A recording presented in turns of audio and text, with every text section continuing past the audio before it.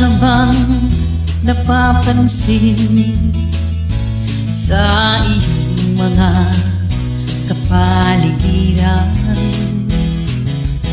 Kay dumi na ng hangin, pati na ang mga ilog natin.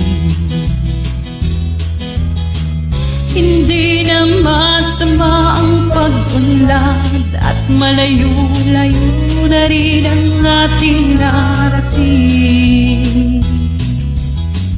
Ngunit masdan mo ang tubig sa dagat, dati kulay ang sol, ngayon'y nag-iitim. Ang mga duming ating ikinalat sa hangin, sa langit, huwag na nating paabutin.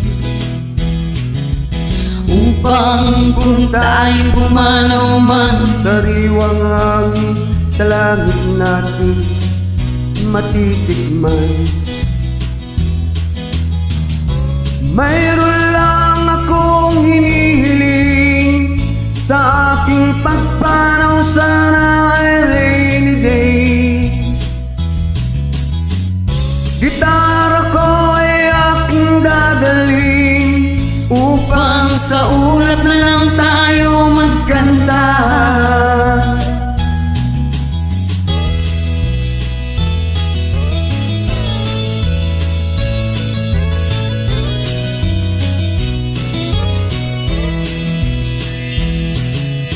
Ang mga batang ngayon lang isinilang, may hangin pa kayang matitikman. May mga puno pa kaya silang aakyatin, may mga ilog pa kayang lalanguyan.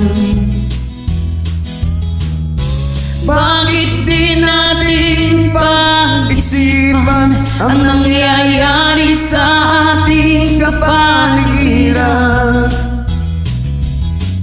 Hindi na masama ang pag-unlad kung hindi nagkakasira ng kalikasan. Darating ang panahon, mga ibong gala ay wala na madadapuan. Tignan mo mga punong dati ay kay tatag, ngayon'y nangamatay dahil sa ating kalukuhan. Lahat ng bagay na narito sa lupa, biyayang galing sa Diyos kahit nung ika'y wala pa. Ingatan natin at huwag nang sirain pa, pagkat pag kanyang binawit ay mawawala na. Mayroon lang akong hinihiling, sa aking pagpanaw sana ay tag-ulan.